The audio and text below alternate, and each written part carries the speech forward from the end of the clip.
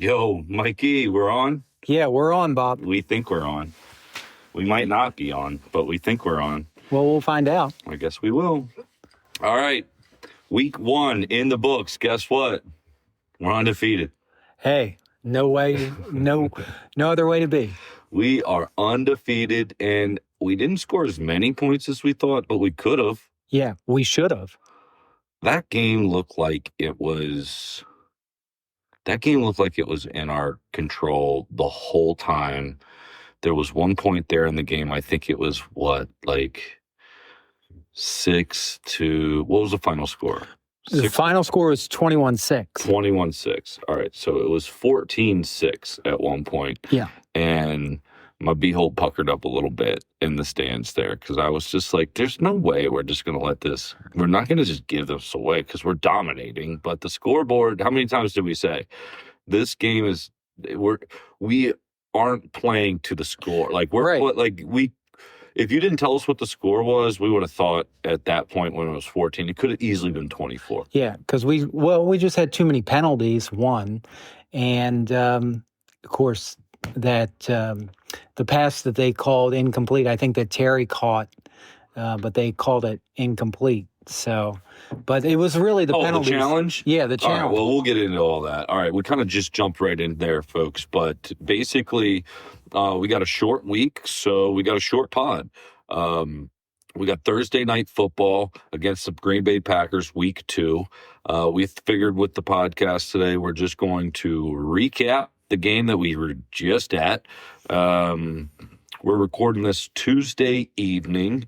We're going to post this Thursday morning. So any news that comes out Wednesday of going into week 2, we won't know. Yeah, we won't know. Because that's tomorrow. It's the future. We can't predict it. Right. Even though I can predict what's going to happen in this game coming up on Thursday. I know what's going to happen. But we've got, so we're just going to recap week 1, go through the tailgate, go through the game, the atmosphere, the football. Then I want to kind of recap how we did on our picks, how I did at fantasy. I realized I listened back to the pod. I didn't tell anybody a single thing about my fantasy team. I just mentioned I had it. We were just rocking and rolling and commanding the commute. You know, things get jumbled up there when you're pumped up for the game. So we just kind of breezed by that. So I'll go through my fantasy team so people can track it if they care. God, I hope people care. I hope people manifest healthy players for me as I tell them who's on my team. Hopefully all of my listeners that are going to root for my fantasy team, because I realize, you'll have a cheering section. Everybody's favorite thing, right, is hearing about other people's fantasy team. People love hearing about other people's. You want to know who my quarterback is? You want to know who I got for my running back? No, we really don't. But guess what? You're listening to my pod, so you're going to hear about my fantasy team, and you're going to hear me bitch about it every week, I'm sure. I lost this week. It was a nail biter. Oh, was it? I'll just say this.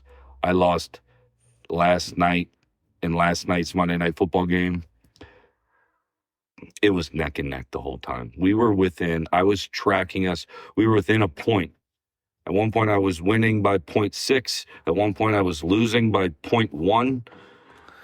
We went back and forth. So we'll get into my fantasy team. We'll get into your pick'em league.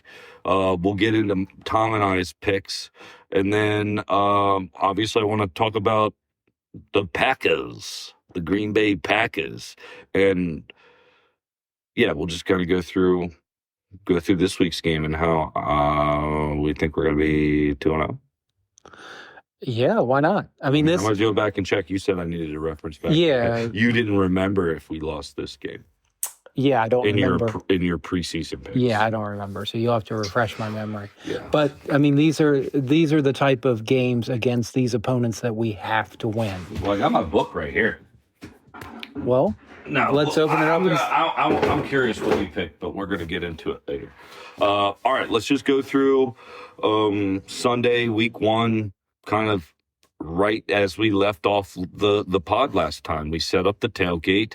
We just talked no shit to the Giants fans parked next to us, really. Yeah. As we were leaving, the one guy was like, "Hey, can I get on your podcast?" And I was like, "Sure, what do you have to say?" And then he turned around and left. Right. So Giants fans were left more or less speechless I should say, after that game. And, so fitting. One of my favorite things about this podcast is going to be that my predictions and my football knowledge and what I think might happen week to week around the league, it's going to get recorded for everybody to hear. And I'm either going to be right or wrong. But guess what, Mike? So far, I've been pretty damn right on a lot of things. Yeah, we were talking about that on the drive home. And that's the thing. I keep referencing back. Oh yeah, week 1, week 3, preseason, whatever episode we were on, because I think we're coming up. This one's going to be our 5th. Yeah, this is episode 5. It's flying. Yeah, it's flying. We're like experts now. Yeah, we're getting into this. I'm waiting for ESPN to call us. It's only a matter of time. You're right. All right. If you remember, right before we sign off, ask me whose DMs I slid into to ask if they wanted to be on the pod. Okay. All right. And I'm going to make it a trend. I'm going to keep sliding into people's DMs to see if we can get them on the pod. Okay. Because we're a small fish in a big pond in the podcast world. I think there's 5 million podcasts. We're going to stand out, though. Give us some time. We'll get there. We're going to get there. We're going to get there, folks. Oh, and before we move on to week 1, last week I was thanking our worldwide listeners and asking them what their tailgate food of choice was. Do you remember? Yeah, we wanted to know. What did I say? I said we're in 4 countries. Guess them. What did you guess? Oh, I can't guess. But now that I said them, do you remember? It was Indonesia, something, America, number 1. Right, because I called out and said, duh. Japan. Thank you to our Japanese listener. Because I think I called it China. They're a loyal listener, by the way. I'm waiting for you to go into our DMs. Message us on Facebook, Instagram, or TikTok. I want to hear from you, Mr. Japanese. And then I said Indonesia. Yeah. Right? I was wrong. I don't know why I said Indonesia. We do not have an Indonesian. So what is it? Yeah. Listen, we don't. I don't know why I said Indonesia. It's not Indonesia. It's France. Okay. Thank you to our French listener. Tom's killing us because we don't know these kind of facts. So no, Tom is. I think Tom's upset after our week 1 picks because Bob did a little bit better than Tom did. It sounds that way. So we'll have to get him on here. I'm not talking smack because here's the thing about him. As soon as I start talking smack to that guy, he just comes back with a vengeance. So I'm going to play it like Jaden Daniels. Did you hear the little tidbit about Jaden Daniels? I forget. I think it was Burns for the Giants. They asked, one of the reporters asked after the game, asked him, did you learn anything about Jaden Daniels that you didn't know before this game? And he said, yeah, he talks a lot of smack. And they were like, what does he say? What was he saying? He's like, no, nothing really. He's just like kind of nice he just likes to talk a lot. And so he's just like ask him out, hey, how's it going, man? And he's like, yeah, he's getting in my head. I like it. But I can see that, right? Jane Daniels just on the field like, oh man, you guys are awesome. Being Mr. Nice Guy. Yeah, Mr. Nice Guy trash. It's a psychological thing. Yeah. I that's probably how Peyton was probably like that. I heard that Peyton used to write thank you notes or cards and like mail them to Did you see the intro he he did for I think it was Sunday Night Football? No. Him and his son. YouTube it. It was a pretty cool little intro for Sunday Night Football. All right, so let's get into week 1.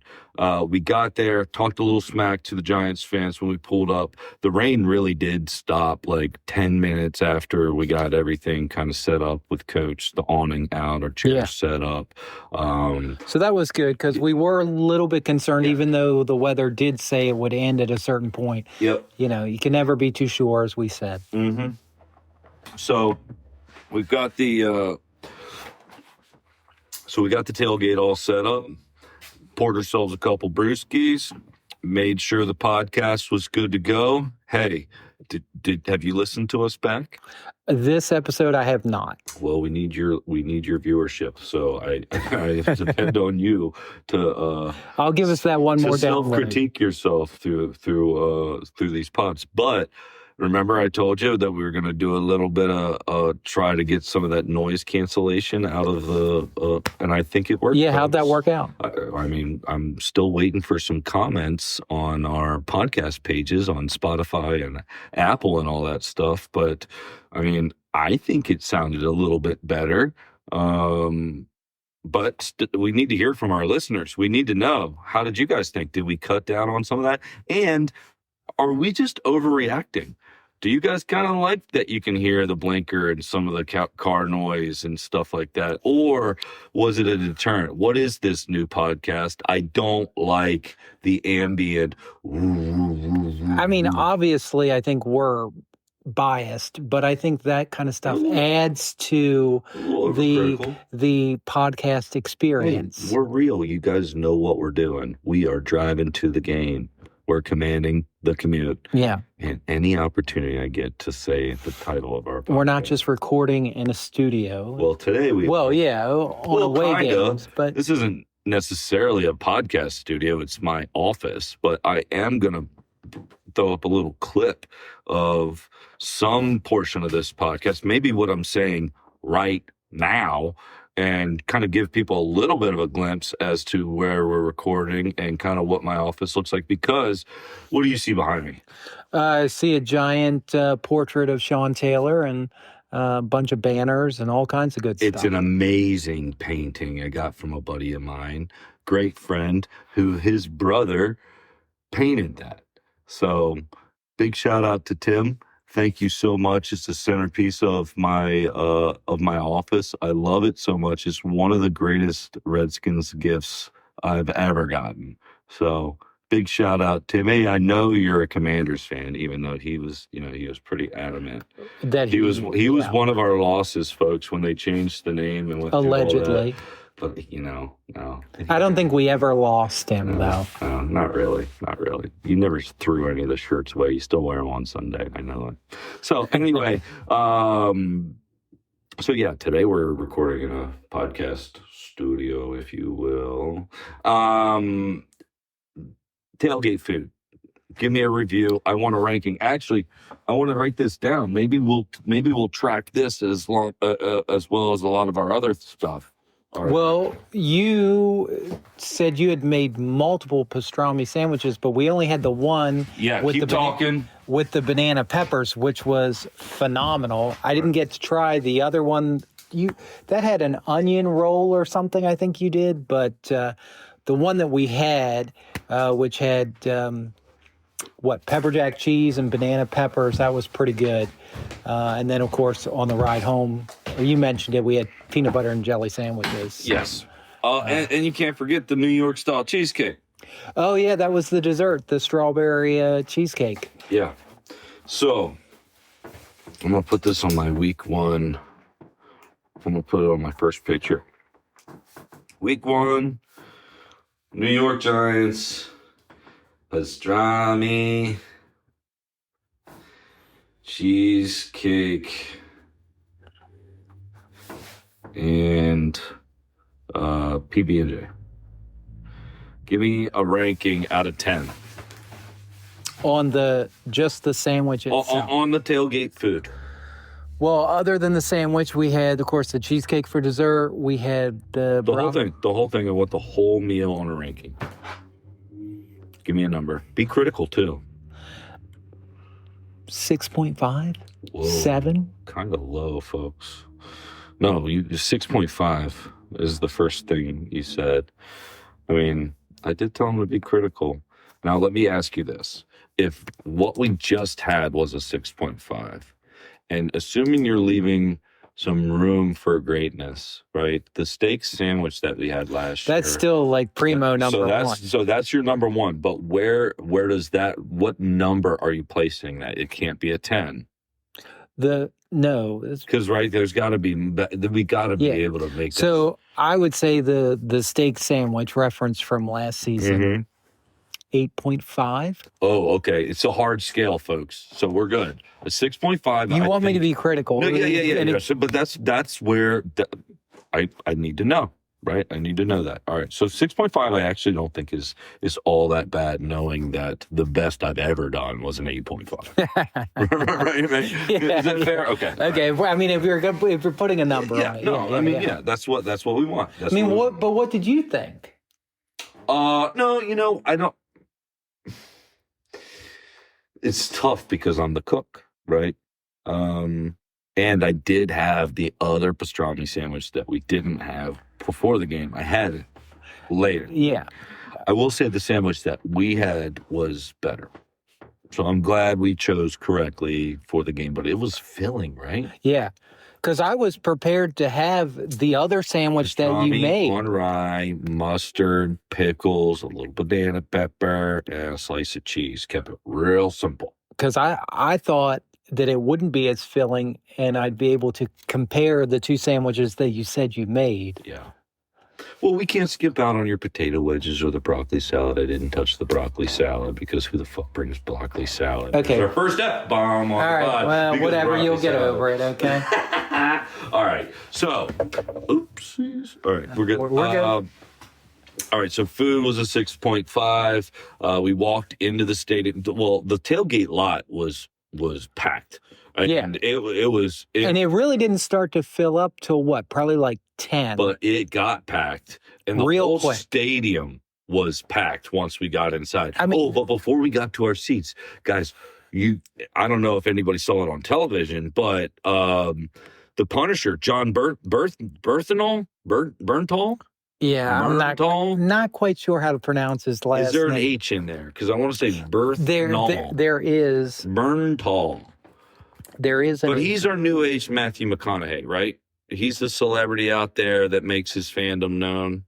Yeah. Right? So he's our new guy. And it's awesome that he's the Punisher. But he was 10 feet away from us as we were going to scout out the team store. Yeah, we did see him. It's on our Instagram page, people. Check us out. I got proof. But then he went out at the coin flip. What did they call him? Fan of the game? He was like honorary captain or something. Honorary captain. But he was at... I did see pictures after. He did kind of look intimidating there. He wore a Sean Taylor jersey. Yeah, he was out there for... I wonder if he bought it from the team store. He did walk out with it on. Yeah, with it on. I'm sure he already had it.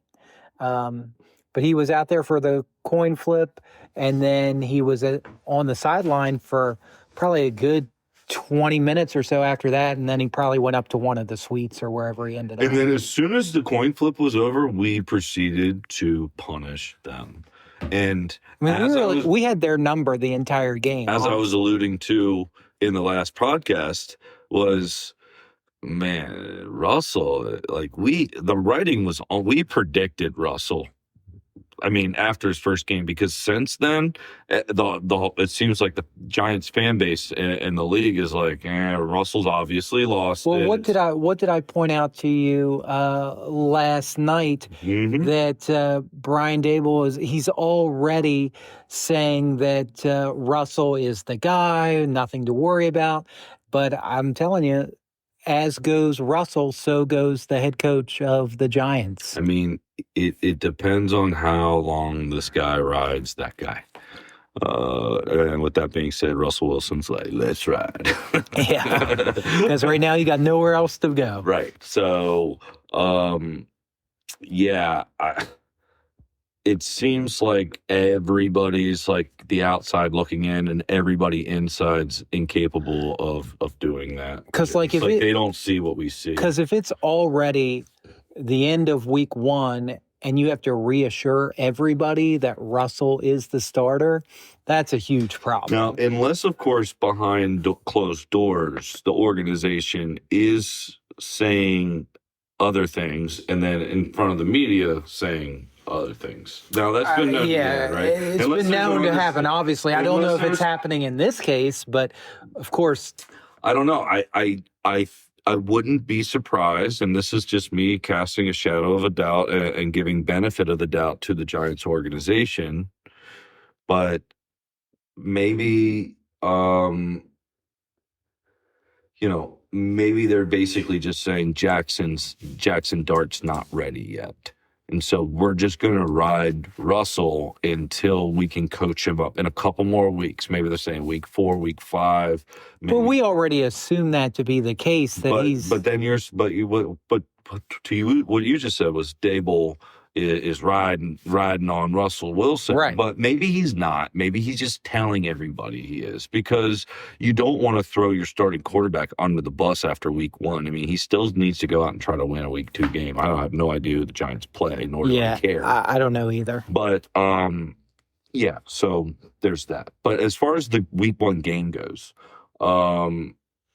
the football, I mean, our defense was smothering. We were in the backfield, it seemed like the entire time. The pressure was on for sure. I did not hear Von Miller's name once. I don't know if he recorded a statistic. He was in. I mean, our defense he assisted with some tackles. So however they credit that stuff. I mean, I'm not going to hold a lot of stuff on Von Miller, right? He's a Hall of Famer. He it was a weird game situationally. The game script really didn't play itself out to dictate more points than it was. Like, I feel like this game was always going to hit the under. You know what I mean? Yeah. So I don't think there was a lot. This game was never going to be 33-22 like I predicted. There weren't going to be 55 points. Well, even your dad was expecting, he wanted a blowout of 30-plus points. But now, who knows what would have happened if Zach Ertz didn't jump off sides on the second play of the game and then drop pass on the third play of the game. Because, I don't know, it just seemed like everybody was checked out. We didn't go 3 and out. I think we went... So on the very first series of the game, we went 3 and out. Yeah, that was frustrating. But I mean, the stadium was hype. Maybe it was 5 and out. The fans, they were in it from the very beginning. The atmosphere was electric. It was fun. You know, it was everybody was on the same page. It was what a season opener should be, especially coming off the success of last season. Yeah. Everybody was excited to be there, and our season ticket mates, the seats around us, they were great. Yeah. I mean, really got to know the people in front, because, we're high-fiving. Everybody's high-fiving when we score touchdowns. And so you're getting to know everybody. I like the people in front of us and beside us. And the diagonal now that I haven't really talked to anyone. Well, I saw that guy trip up the stairs, and he was kind of fun playing it. I did see that. He's one of these guys that, like, he's got season tickets, and his wife's kind of into it. But, she could also stay home. But she's there because she's got to drive his ass home. And we already know that even though we were in club level this week, the regulars up in the 400 level, they miss us. Yeah. So Yeah.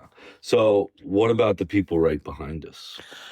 I didn't really talk to them, but I know you had some interesting experiences with some of the people in that row. They're not there every week. I'm hoping that hopefully they were just Giants fans who bought those tickets. Yes, that's what I'm hoping, because they were Giants fans, and so I'm assuming that's the case. But yeah, on the first, was it the first Giants series? The Giants. It was their first series. Yes. They were, because they were down there on that side. That's when they had the injury timeout. Yeah, I don't know who got injured. I don't either. There was an injured player. He got carted off the field. So that takes a little bit of time. But even though they did it fairly quickly, kind of carting them off and getting play back on. But, of course, standing from the bottom bowl and creeping up to the club level there. Everybody's kind of cheering on the injured player. Right. Good job. Sorry you got hurt. But of course, like, under my breath to you, what do I say? 1 down, 53 to go. Yeah, well, and then the person, the Giants fan behind me, corrected you, like 52 or whatever. Well, the Giants fan, I said 1 down, 53 players to go, and the lady behind me kind of smacked me on the back of the shoulder like a substitute teacher was like, "Oh no, stop!" But even though then I ignored her, I ghosted her the whole time, like, Well, she was making side comments like the entire game. I was kind of picking up, but not really paying attention to what she was saying.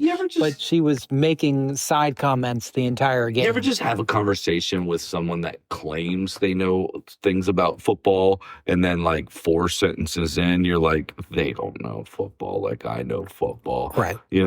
And then that was her. That was her the whole game. She's just like, well, this and this. She's trying to talk to her boyfriend or husband, whoever it was, about situations in the game and stuff like that. And it just wasn't correct. He was correcting her. Well, we'll have to see our next home game against Vegas if they're Vegas, which I guess we have to tease again. That's the Salisbury alumni game. 2 weeks. And we are pumped.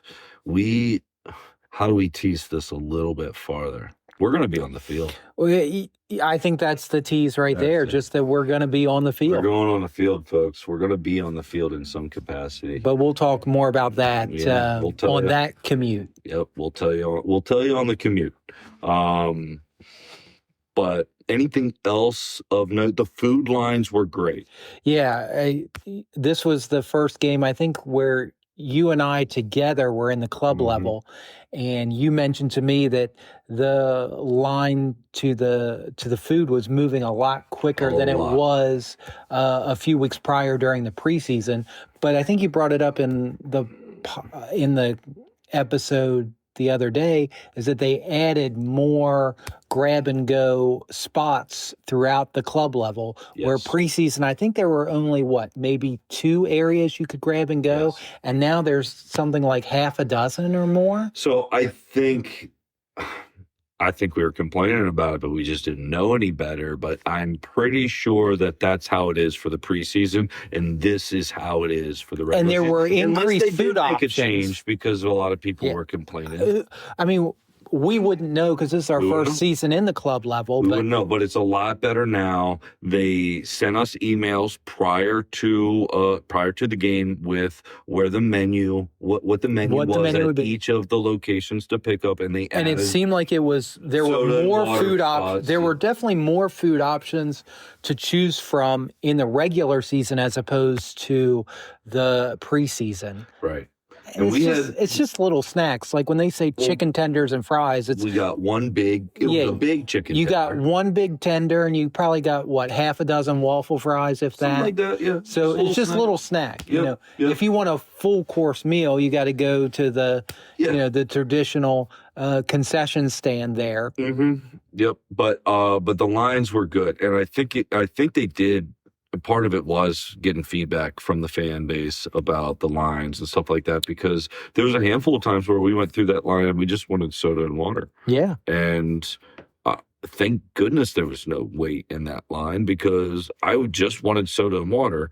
And then they've added a lot of grab and go sections. But I mean, if their food menu up there stays relatively consistent, I don't really feel a need to have to purchase anything from a traditional concession stand, because I can live off the free food that we get as a club member for sure without spending a whole lot of money. 100%. I agree. It's a really good perk, and even though you do tailgate, you have a couple brewskis as well, and you need something in your stomach at some point during the game, and it's just nice to know that you don't have to pay anything else. Right. So, anything else you want to add about week 1 before we move on?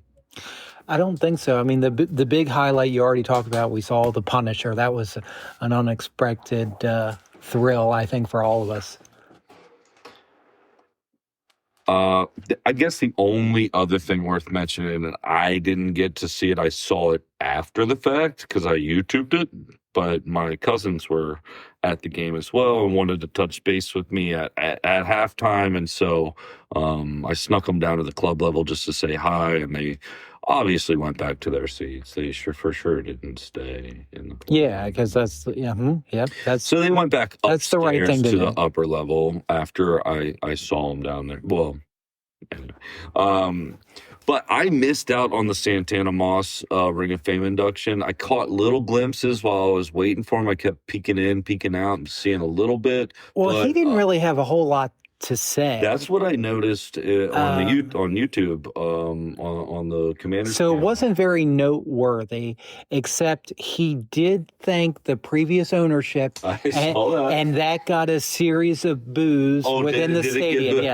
Yes. Well, that just shows how much of a stand-up guy Santana But he's trying to thank everybody that was, at that point, he was trying to thank everybody that was involved with his career that he played for he should. Within our organization. As he should. So that's why he gave credit to the previous ownership. But then, like I said, it got a good amount of negative reaction in the stadium. Well, it doesn't matter what you say about Dan Snyder. A lot of loyal Redskins fans are going to shame.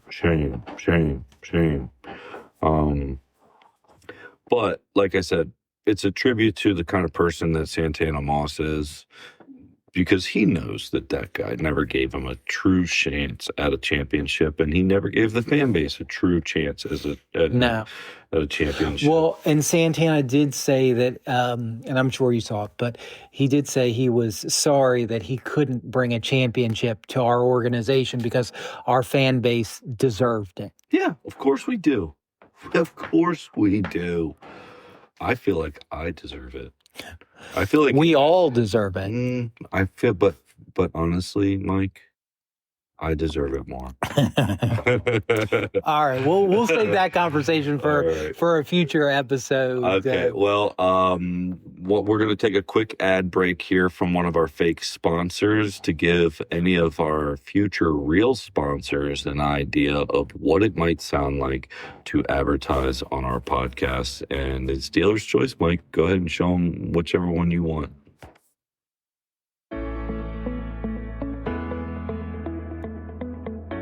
This is what an ad read would sound like if you or your business wanted to use our platform for your product. That's right. Imagine your product here. It could be anything. A service, a gadget, a business, an event. Hey, maybe you're just a guy with a dream. We would tell people how revolutionary it is, even if it's basically the same thing they already have. Maybe it's just in a different color. We'd probably say something like trusted by experts, even though we never mention who those experts are. We'd drop in a buzzword or two. Innovation, synergy, disruption to the markets. All the good stuff that means absolutely nothing. At the end of the day, Mike and I just want to keep going to these games, and well, we need money to do that. So if you like us, then we absolutely love you, your product, your business, your gadget, your gizmos, but most importantly, your money. So if you'd like to advertise on this podcast, feel free to reach out to us. Side effects of sponsoring this podcast may include increased brand awareness, sudden surges in coolness, minor boosts in revenue, major boosts in Mike and Bob's tailgate budget, the internal guilt of knowing you funded two grown men yelling about football into a microphone while driving. We are available in Alaska, Hawaii, and parts of Delaware. Consult your doctor before operating heavy machinery while listening to this podcast. Results not guaranteed, but the vibe's immaculate. All right, we're back. So I just wanted to kind of touch on how week one, like a little week one recap. I alluded earlier about my fantasy. So let's just give the audience just a quick rundown here. I had a nail biter come all the way down to Monday. So my team consists of Jordan Love, Devontae Adams, Terry McLaurin, Chris Olave, Josh Jacobs, Ashton Genty, Sam Laporta, David Montgomery, Washington's defense, and the player I was tracking Monday night was Rome Odunze for the Bears. Okay. Keenan Allen did pretty good on my bench. Yeah, you Dylan said you left a Sampson lot of points for on your bench. Dylan Sampson, Cleveland running back, did okay on my bench. DeAndre Hopkins on my bench. But the whole matchup really came down to Rome Odunze versus Aaron Jones Sr. And we were back and forth. I ended up losing 121.12 to 119.02. Ooh, that's a difference of like maybe a point and a half or something. Aaron Jones scored late in the game for Minnesota, and then the whole time I'm just like, all right, well, the Bears got to throw it to a Dunze, throw it to a Dunze. I need a big touchdown, right? Right. He dinked it over here. He dinked it over there. He did get a couple of little catches. And then he did get a touchdown, but it was a 1-yard touchdown at the end of the game. Well, that doesn't really help you out. Well, it's when you're that late, it's kind of like, oh, well, where am I at? And 119 to 121. But like I was saying, there was several moments throughout that matchup where it was 0.6, 0.1. We were flip-flopping back and forth because they both didn't score until late in the second half. So it was a nail-biter for fantasy for week one. And I was playing against Jaden Daniels, so that's no fun. But as far as Tom and I's picks go, let's see here. Let's pull them up. I told him. We got to air out our laundry, put this out there for the masses. So Tom went Cowboys plus 8.5. He hit on that. Then he went Ravens minus 1.5. Oh, what a bad beat. Ravens Buffalo 41-40. Ravens minus 1.5. New York Giants Washington over 45.5. We were there. What'd you just say it was? 21-6? 21-6. So definitely under the over. And then he had Baltimore Buffalo under 50.5. Well, 40 plus 41 is 81. So he was wrong again. So Tom went 1-3 on our picks. His algorithms were off. And then I went 2 for 2. I had the Saints plus 6.5, lost that one. I did win my Bucks minus 1.5. I lost my Detroit Green Bay over 47.5.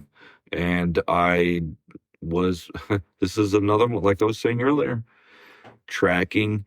We're all tracking. If you listen to the last podcast, I called it out on that Miami Indy.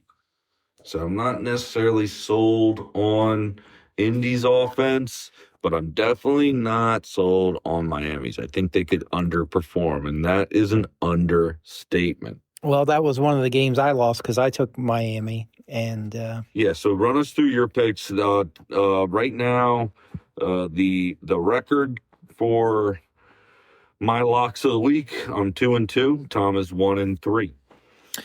So for my Pick'em League, again, it's just straight winners and losers. And I understand nobody knows who Tom is. Just imagine Tom is my bookie. I mean, we'll get him on an episode here eventually. Maybe. I can see him maybe wanting to do it. Like if it's convenient to him, if he's here while we're doing it, maybe. You just tell him to be here. He won't know why. Next time I'm hanging with him, I'll ask him if I could take a little selfie video, and I'll clip the audio and I'll post it. How's that? Hey, maybe that's how he gets on the pod. How would you like that, Tom? All right, go give us your rundown. So what was your overall record? So of the 16 games, I got 10 correct, and the games that I lost, because they're the most important. I went with Carolina over Jacksonville and got that wrong. New England over Las Vegas and got that wrong. New Orleans over Arizona and got that wrong. Let's see what else. I went with Detroit over Green Bay. And of course, Kansas City. I lost that game. And that might be the 6 right there. Yeah, Kansas City, Miami, Carolina, New England, New Orleans, and Detroit. Yep, that's the 6. I mean, but it's week 1. You never really know. Going back to you being fiscally responsible and thrifty person, if you would have just put $1 on each one of those bets, man. You'd Yeah. have came out on top. I'm just saying. Yeah, probably would have. 10 wins, 6 losses. Maybe I have to recruit Tom as my bookie for these small bets. No, he doesn't do it like that. I know. I've seen the spreadsheet. He doesn't actually pay you. You just have an agreement with him. And he's just hoping one day he can hold it over your head or something. Like, no, Tom's and I agreement is whoever retires first at the retirement party, the other person, whoever's down, will pay. And whoever's up will receive. Whoever retires first. So neither of you are going to collect for about the next 25 years or so. I know, but right. Well, I was 207. I think I'm 197 in the hole now. So okay. We're trending. Hey. Look at me trying to recruit you to gamble. Yeah. You want to gamble? All right. Anything else we want to recap out of week 1? Any of those games like really shocking, surprising? Anything that you really liked? Any highlights or anything? I mean, I was just really kind of surprised at the high-scoring games of, Buffalo for sure. It's going to be a good game, but it's always surprising when it comes down to those kind of last-minute drives, and the score is 40-25 with 4 minutes left. And honestly, my eyes were still glued to it because I recall a couple years back when it was Kansas City, Buffalo, and they were shooting out. I don't remember how many points it was. That's the other kind of matchup. Anytime they get together. You just know when Josh Allen has the ball in his hands, anything's possible. But I'll be honest, for the majority of that game, the Ravens were dominating. It didn't seem like anything until they started shooting themselves in the foot. Derrick Henry put the ball on the ground, and there was some defensive stops there for Buffalo. But there was some trickery. Yeah, because by halftime, Derrick Henry had what felt like damn near 150 yards rushing. Derrick Henry, could you imagine? I want to stand right on the edge of the sideline as he's running full speed with the ball in his hands towards the end zone, because I just feel like he sounds like a train. I just feel like he could run through a brick wall. It's amazing to me that anybody could tackle that man. Yeah. I'll just say that. I got like a man crush on him. Well, not many people can, honestly, if you watch him play. He's a freak. Yeah. That guy was born to play football. It's so easy for him to get to that second level, and he's going to go down as an all-time great, Derrick Henry. I mean, he already is. The only other game, Steelers-Jets was more high-scoring than I thought. That game is 34-32, and the Steelers came from behind. The Fields looked – I watched the highlights from that game. Fields looked good in a Jets uniform. Yeah. He looked comfortable in that offense. Well, and I heard in his post-game press conference that they shouldn't sleep on the Jets because they scored 32 points against the Steelers. I don't know. It's the Jets. We'll see. We'll see. But, I mean, they looked good, and Aaron Rodgers, he played up to his credentials with that game. Like he really. Well, he needs to with Pittsburgh. Played well down. Like he I don't want to say he won on that game because the defense had some stuff to do with it. But he needs to play well with Pittsburgh. I mean, one, because you want the fan base to forget that he was with the Jets, but he needs to play good with Pittsburgh if he wants to play for another couple years, or if he just wants to go out on a relatively good note. Mm-hmm.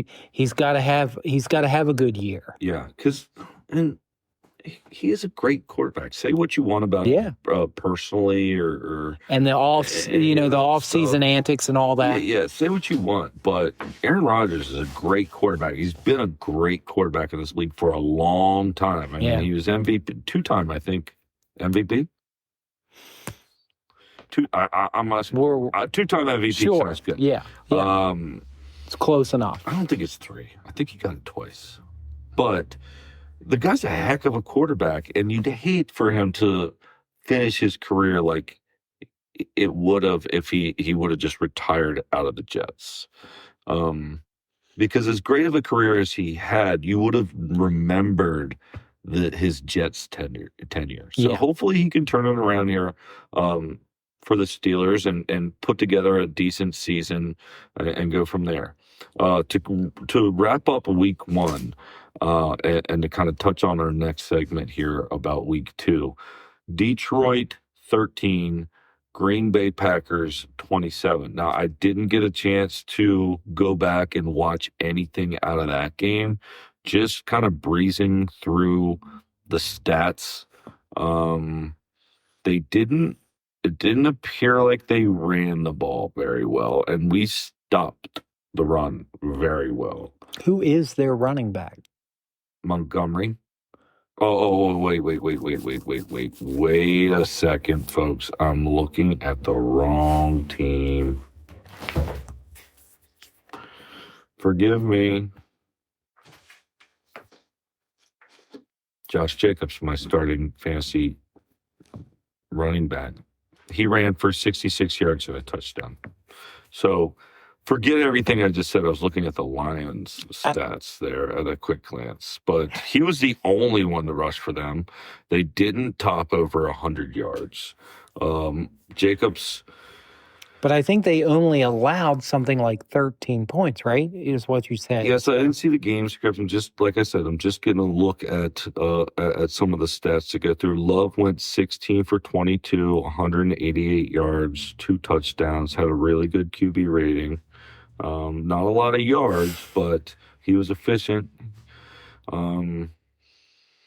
Their receivers, their top receiver in terms of yards, I can't say the name, and I'm going to mispronounce. Daubs. Reed came in with the most targets. But honestly, the offense on that game, like I thought, because I thought I picked the over, but the offense on that game was kind of just lackadaisical. Didn't seem like there was a lot going on, so I wonder. I'm going to look. I mean, our offense was obviously pretty good. We scored 21 points, but again, I don't know how many penalties we had, but we definitely have to work on the penalties and kind of clean some things up. Box score has it at 10 points in the first quarter for the Packers, 7 for the Packers, 3 for the Lions in the second. So we had a 17-3 halftime score. Lions came out at halftime, scored the only points in the third quarter with a field goal to make it 17-6. In the fourth quarter, it was 10-7. Final score 27-13. So I'm really curious to go back through, watch those highlights, and kind of get a glimpse of that. But before we kind of talk about what we think we're going to do, we'll take a quick break here, get some thoughts on what Dan Quinn thinks is going to look like to play against Micah Parsons and what he would do with Micah Parsons if he was the Packers head coach. You would know Micah better than most. Opposing offenses kind of geared towards him. You saw it in Dallas that didn't always work. How do you combat a guy? Is it inevitable that he's going to make those plays in that backfield? Are you asking what would I do if I was coaching him? Yeah, I'd sit him this week on a short week. How would you? I mean, is it inevitable for him? He's going to make some plays, and what makes him so like dangerous? Micah and other great players? You want to, know where they are to how to go play, and if you have a vulnerability in a spot, you want to make sure you can fortify that to a strength. So you don't just leave it to chance and see what happens. You want to make sure there's a plan to go into it. And so for teams like Green Bay, they've got a number of good players, and that makes it also more challenging when this one and that one over there. So when there's just one player that to stop and say, okay, this is what we want to do, that's easier than when there's multiple people in different locations. So in my experience, the best of the best teams have had a number of players that were high level hitters, and now this one gets too much attention. You leave this one open, he's gonna shoot the three and make you pay. And so you want to have, enough balance in how you do things to make sure that one player, doesn't get too much attention, but also enough that they don't wreck the game. Jaden. All right. Week 2 against the Packers, Green Bay Packers, the frozen Tundra, the Cheeseheads. Why are they known for cheese? Wisconsin's just got a lot of cows. I think that's right. All right. No more explanation needed. That checks out. Makes sense. So obviously, after my snafu there on the Packers and my statistics there, what do you think? What do you think the week 2 game is going to look like in terms of the game script? Do you think it's going to be high scoring, low scoring? It's obviously a short week for both teams, but the Packers have the advantage because there's no travel.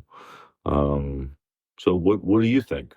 I expect it to be a low-scoring game, honestly, just because Green Bay is a harder team. Not that the Giants aren't, but we kind of knew that would be an easy win. But Green Bay is historically a tough game. They're always kind of next level. And if we are going to get to that next level, these are the games we need to win. Okay. And, say what you will, Aaron Rodgers, Jordan Love. They know how to put teams together. They sure do. So, they're definitely going to give us a run for our money, but it's going to be a low scoring game. I'm kind of with you on that, and also because it's a Thursday night game, so historically those games tend to be a little bit more low scoring because it's a short week for both teams more often than not. So I'm with you on the low scoring. Referencing back to our preseason picks, I predicted a win in week 2 against the Packers. You predicted a win against the Packers, but Pops, he predicted a early season loss against the Packers. So you're safe. You're safe to believe that we'll win here because you did believe it a couple weeks ago. I do think that it'll be a low scoring game. I hope I'm wrong. I hope they put up a bunch of points, obviously. I am curious about Micah and how he fits over there and how productive he'll be for them. Dan Quinn obviously knows how to scheme. He knows how to coach the guy, so I assume he knows how his weaknesses as well. Yeah, so I think we kind of have a leg up there in preparation for Micah because DQ used to coach him. Yeah.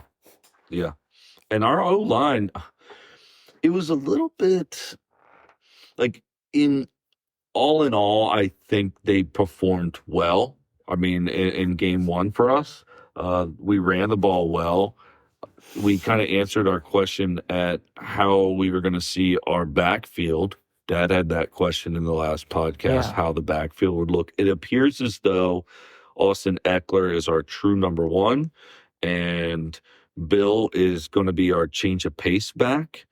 And I saw a glimpse of McNichols in there, but, I wouldn't be surprised if McNichols and Rodriguez trade the inactives from week to week, depending upon Bill skill was number 4 on our depth chart going into week 1. Mm-hmm. And but the hot hand, right? Yeah. You got a guy that's playing hot, and you start to hear the fan base and the home team chant Bill, Bill, Bill, then you're going to give Bill the rock. Right. And I like the way he seemed patient back there. He seemed quick. There was several times where I wasn't sure if it was Eckler or Bill back there because their body types are similar. They run. They're both very quick. But you know what I love about Eckler being our number, like our first down back, is the opposing defense doesn't know if we're going to run or pass on the first play. Because he's very capable of doing both at any time. Yeah. Sometimes the running back is the tell, right? It's like this guy's in, so they're gonna pass. This guy's in, they're gonna run. But Eckler is he can do both, because they made it apparent in week one to run Eckler up the middle, up the gut, in between the tackles in the first quarter, just to make sure the defense knew, like, oh no, he's not just a pass catcher. He can run it. He can run it too, and he broke some off. Right. But Bill looked great, very quick and very patient. Let his blockers kind of go.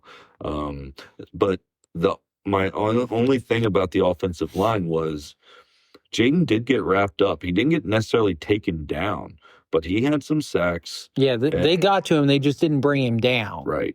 And that's a testament to his elusiveness, but they still got to him. It was still a sack, and you got to attribute that to the O-line, because if Jaden can wiggle out, he's going to wiggle out. Now, I don't know how Mike and all that kind of fits in. This will be a true test to our defense. Lattimore played well. I did notice that he stayed to his side of the field. He didn't follow neighbors around the field, which sometimes your number one cornerback will just follow their number one wide receiver the entire game. But I don't know if it was the left or the right side, but he stuck on the same side the entire game. I don't know if that's how our defense is going to be all year, or if it's just depending upon who we match up against. But I am curious to see. It's probably more of a matchup. I'm just curious to see. Maybe that's where our rookie on the other side of the defense feels more comfortable, and that's just what they did. So, anyway, let's kind of wrap things up here a little bit. What do you think? Give me an overall score for the game, and just give me a side note for who you think is going to be a breakout player for us. I would say Debo was our breakout player in week one. So if Debo was our week one player, who do you think might be our week two player? Well, I would expect it to be Terry, because I thought going into week one, Terry would be the breakout player, just coming off the new contract. I thought he would see more touches than he did. So I would expect Terry to really be the standout player for us, even in a low-scoring game. I mean, score-wise, if you think week one was low scoring for us at 21 points, which I guess you could say that it was, because minus the penalties, we could have scored we more. Didn't even touch on the penalties. Yeah, but they were annoying as hell, and let's just leave it at that. There's nothing to do about it. I would say going into this game, even low scoring, I think it's relatively easy for us to potentially score anywhere from 21 to 24 points. Okay. So if we score 21 to 24 points, then expect Green Bay, let's just say 24-21. Oh, you think it's going to be a close? Yeah, I think it's going to be a close game. Okay. All right.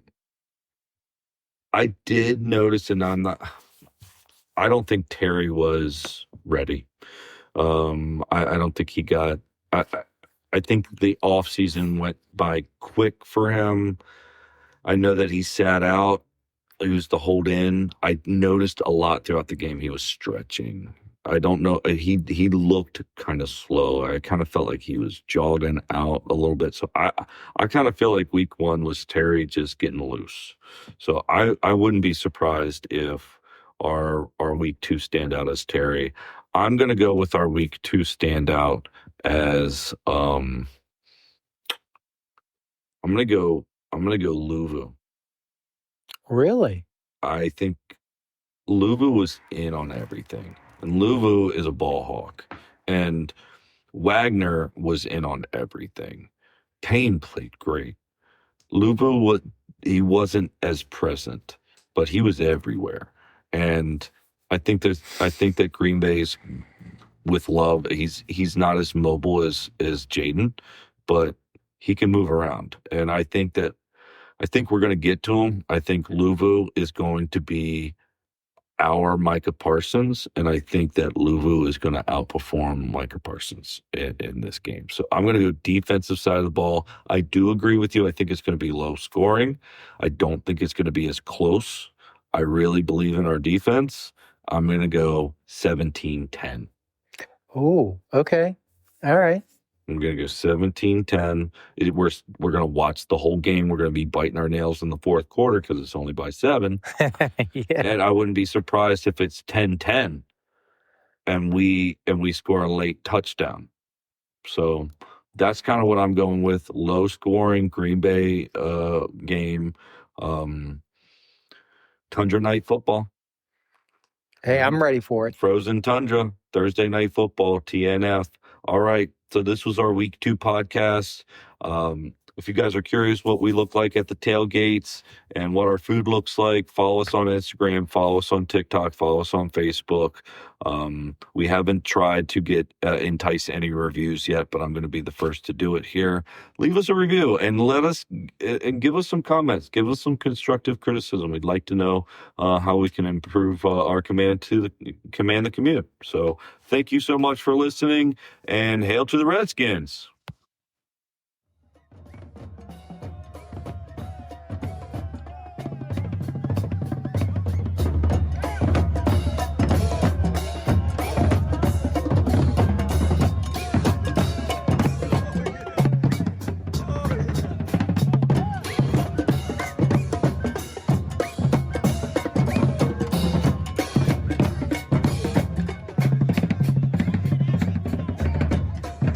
Give me a hell yeah! I said, give me a hell yeah! Thanks for listening to the Command the Commute podcast. I now welcome you to crack a cold beer, cook up some chicken wings, and enjoy the football game. Because the Commanders, the team, the Redskins, or whatever else you call them, is gonna kick some ass. If this is a home game, Bob and Michael will be in the Red Zone lot at Northwest Stadium. We encourage you to come to our tailgate and say hello. If you are still listening to the podcast, wow, you are an extremely loyal listener. I wonder how much longer you'll stay. Hey, I've got a question. How much wood would a woodchuck chuck if a woodchuck could chuck wood? You've got mail. Goodbye.